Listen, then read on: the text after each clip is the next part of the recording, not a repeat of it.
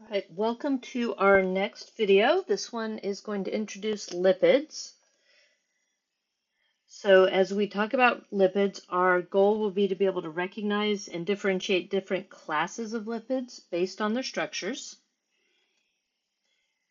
As we talk about lipids, there's several types we're going to talk about, and the major function of these lipids include energy storage, membrane structure, and signaling.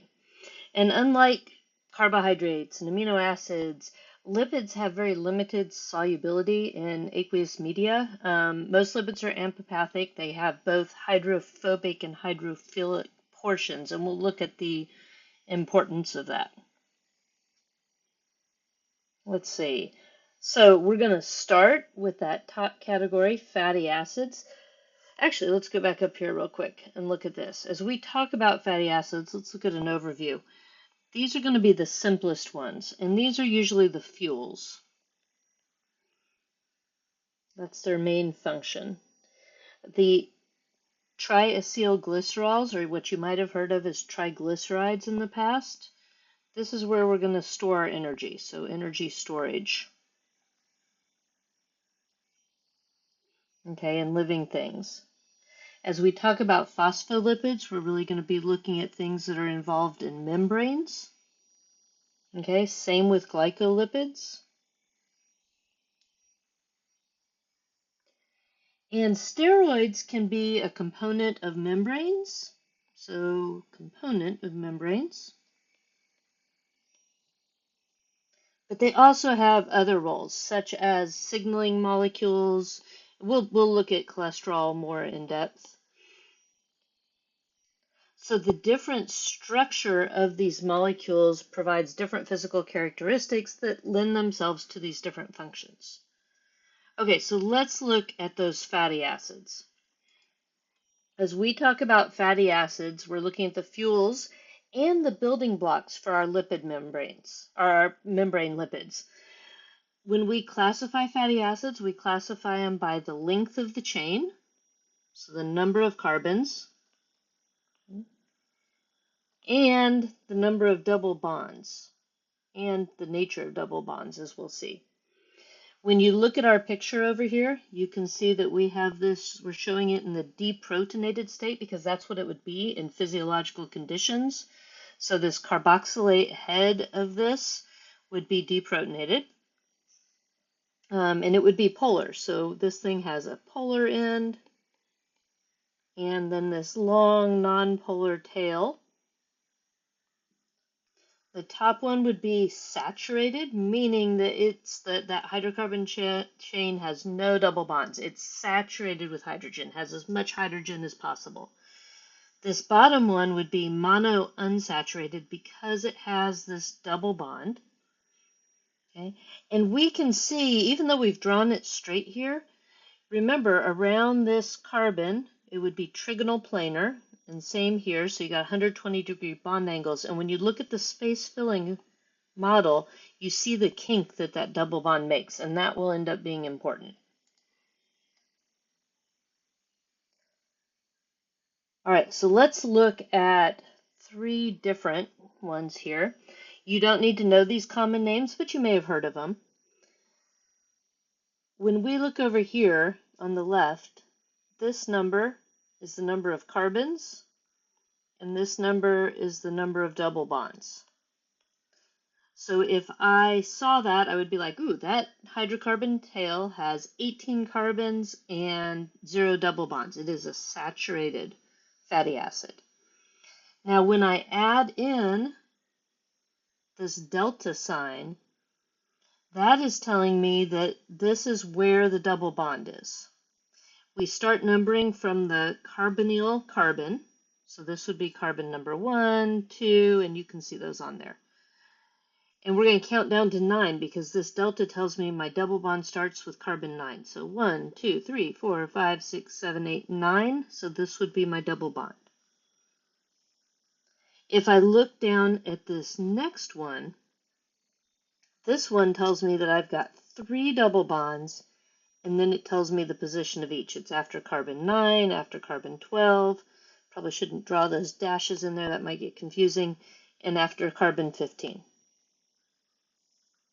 Notice that they're all cis, and it turns out that in organic compounds, we expect to see these cis bonds. It's very unusual to have trans structures there.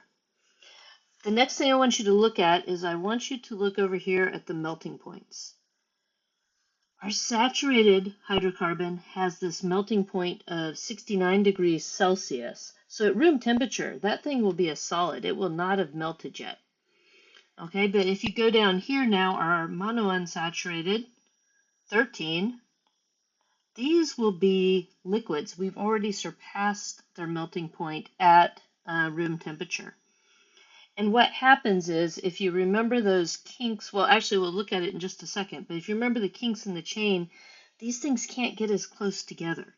So we can't get that strong IMFs, but we'll look at that in a second.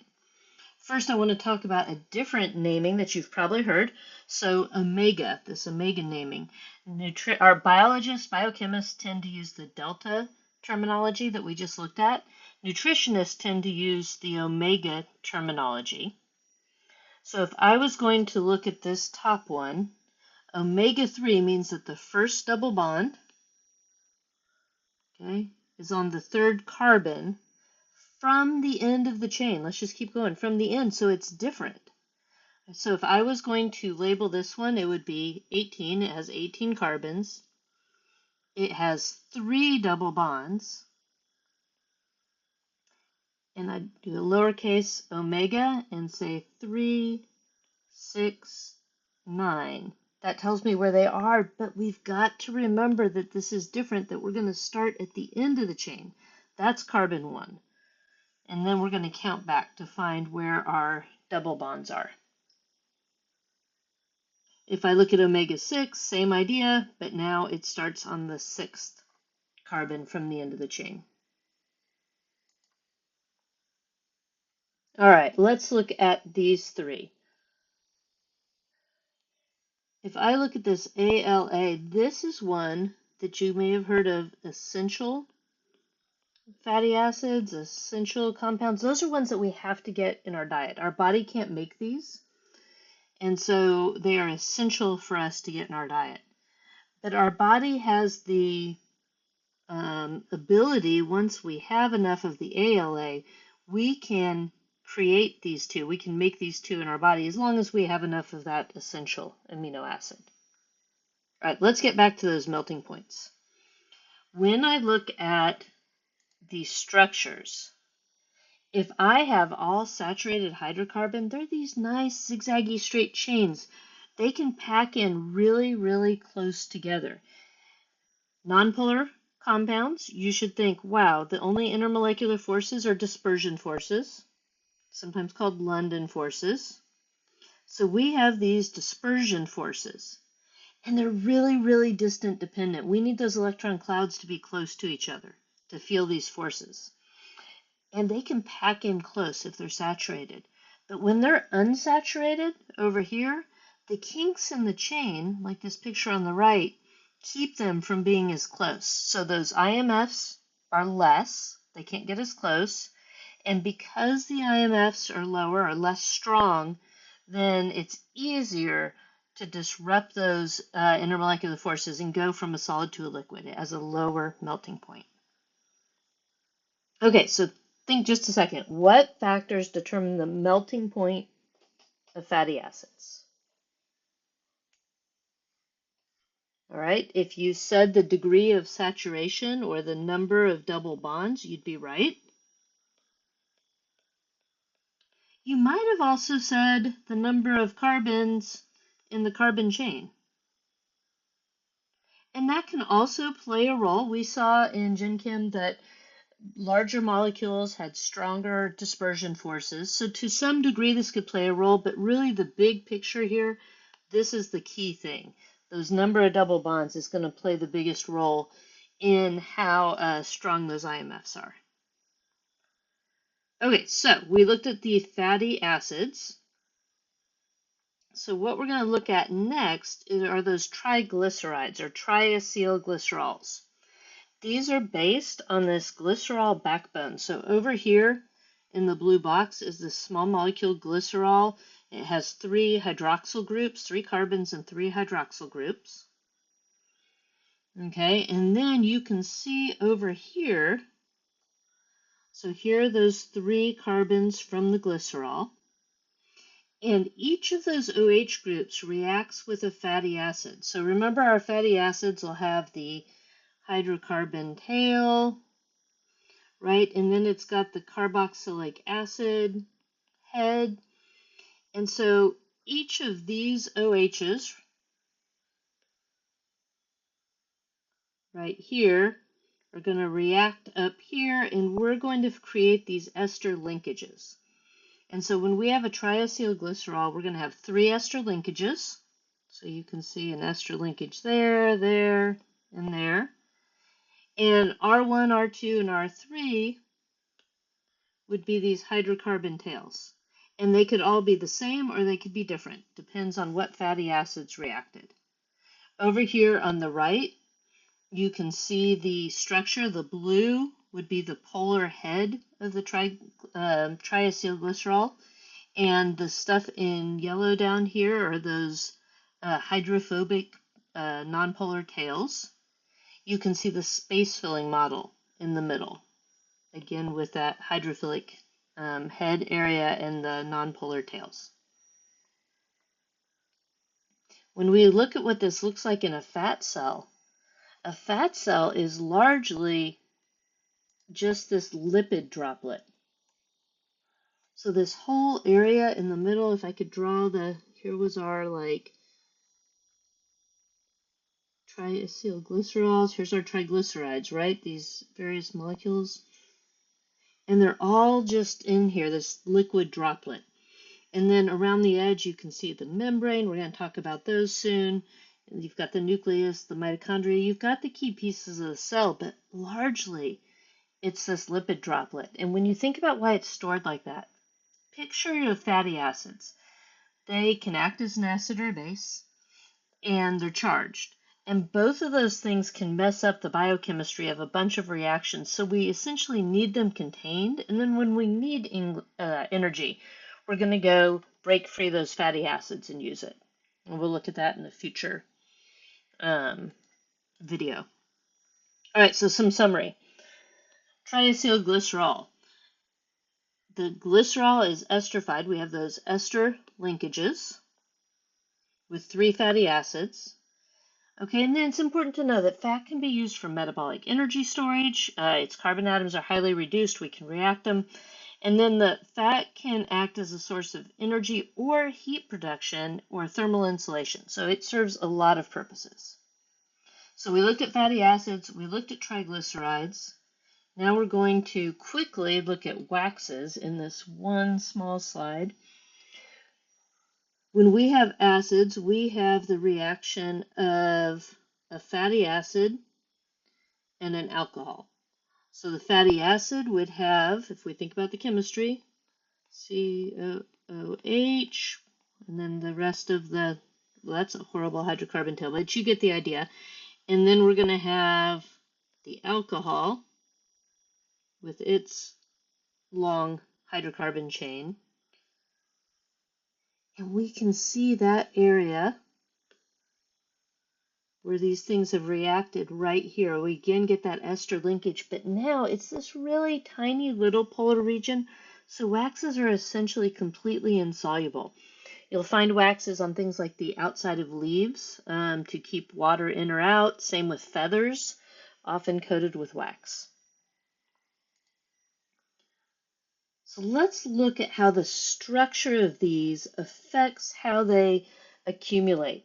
When we talk about fatty acids, we're talking about something that has a polar head, shown in the blue circle, and a single nonpolar tail. So the polar head, here's our nonpolar tail of that one.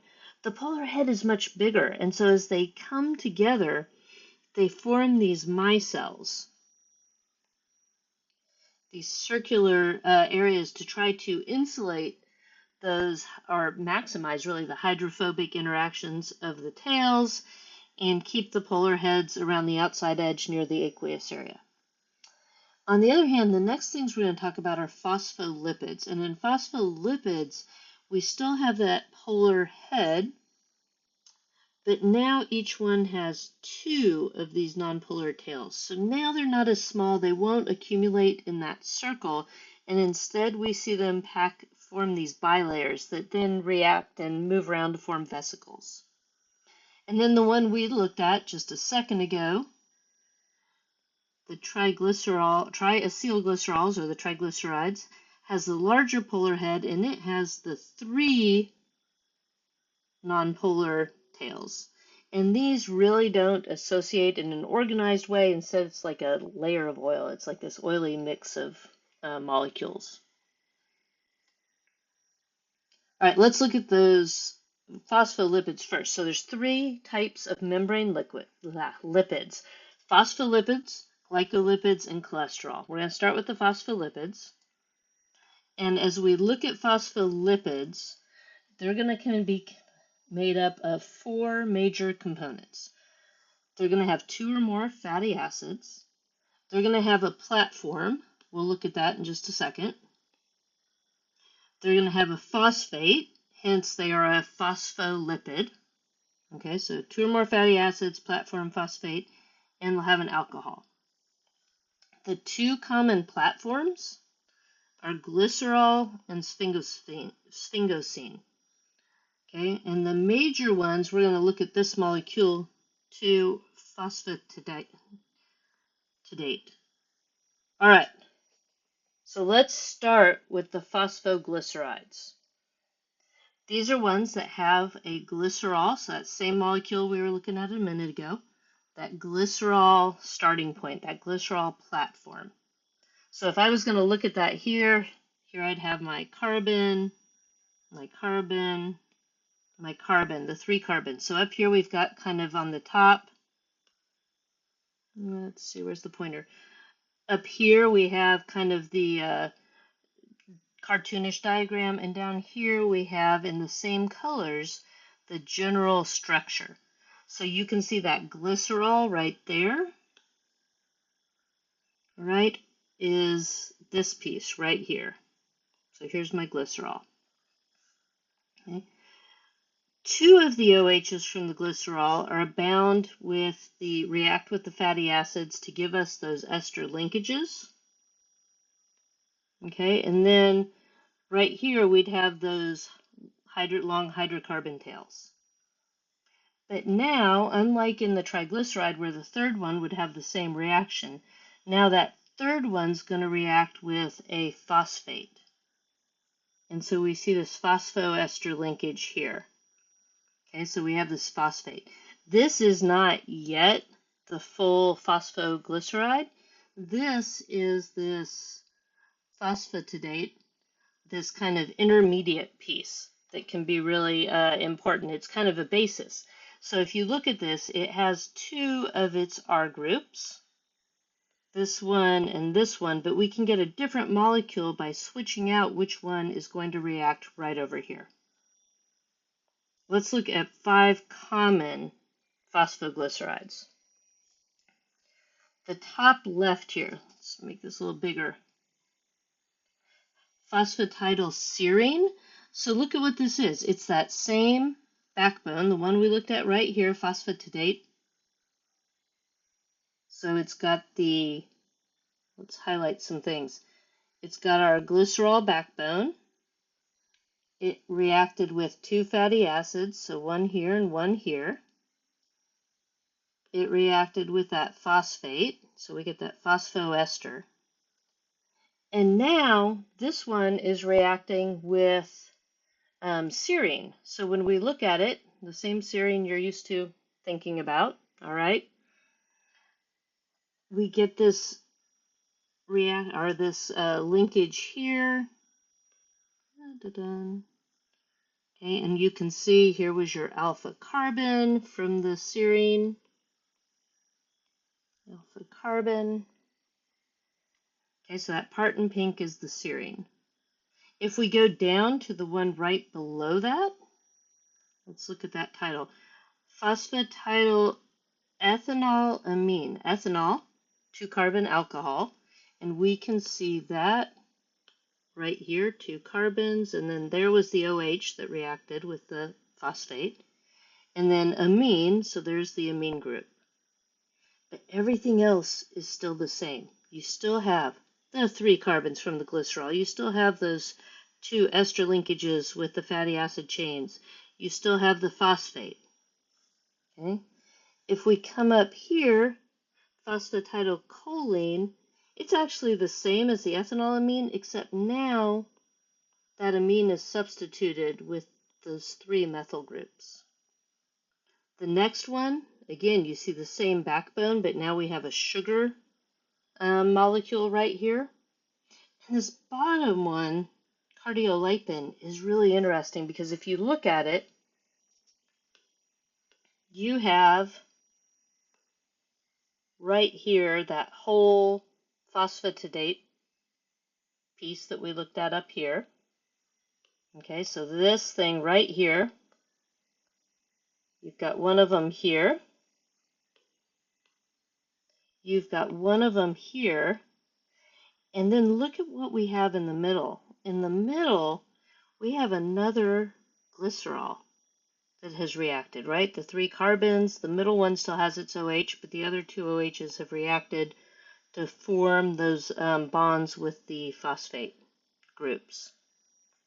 Okay, cardiolipin is something that we see predominantly in heart muscle. You don't need to memorize the structure of each of these things, but you should recognize the general structure of a phosphoglyceride. You should be able to identify that from a structure. Okay, we said phospholipids could be based on glycerol, or they could be based on a molecule called sphingosine as the backbone. So if I look at it, or as a platform, if I look at a sphingosine platform, it is a combination of, of serine. Thought I had changed that slide. So the black part over here comes from our serine. Here's our alpha carbon right here. Okay. And then a fatty acid called palmitate. When we look at this, we have our amine group that can react with a fatty acid. So this can react with fatty acid.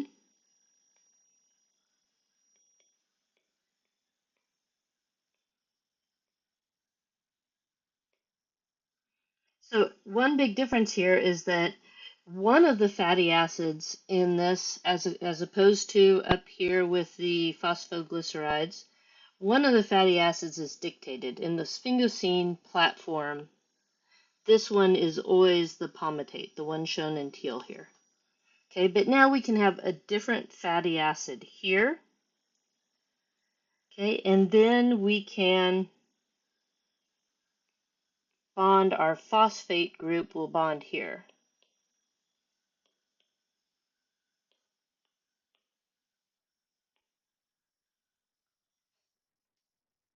All right, so let's compare sphingosine, which is that backbone piece. So that's what we have here. When you look at it, again, let's just orient ourselves because it's laid out a little differently. Okay, here is from your serine. Here would be your R chain from the serine. Okay, here's your alpha carbon. There's our NH3. We said this would bond to a fatty acid. Bond to a fatty acid. Okay, and then here's our palmitate.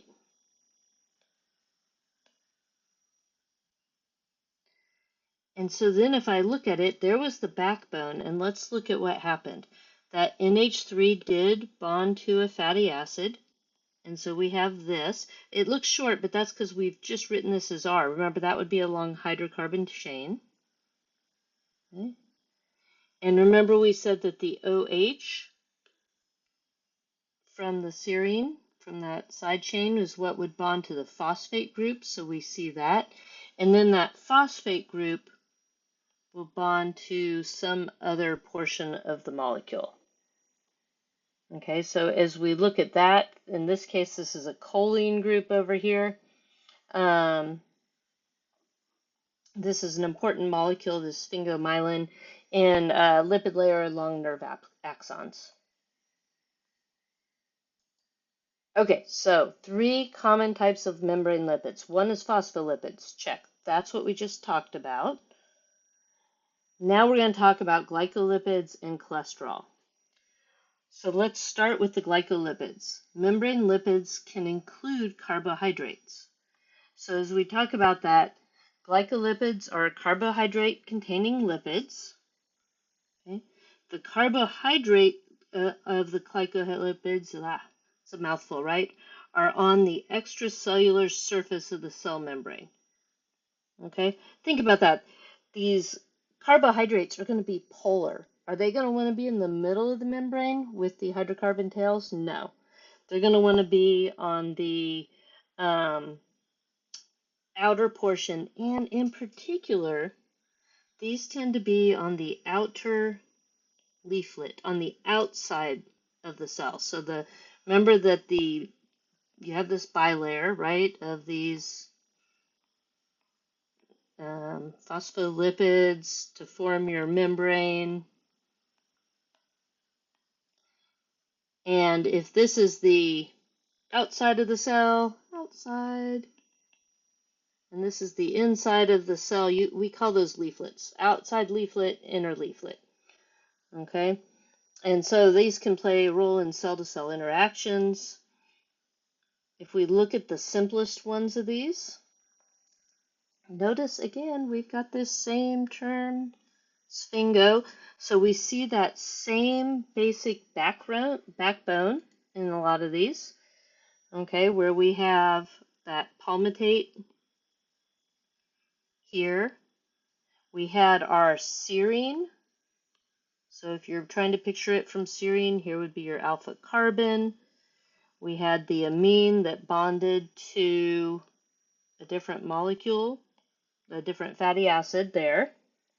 But now up here where the OH from the serine was, right here, instead of bonding to a phosphate, it's going to bond to some sort of, in this case, a monosaccharide. We're going to look at oligosaccharide in just a minute.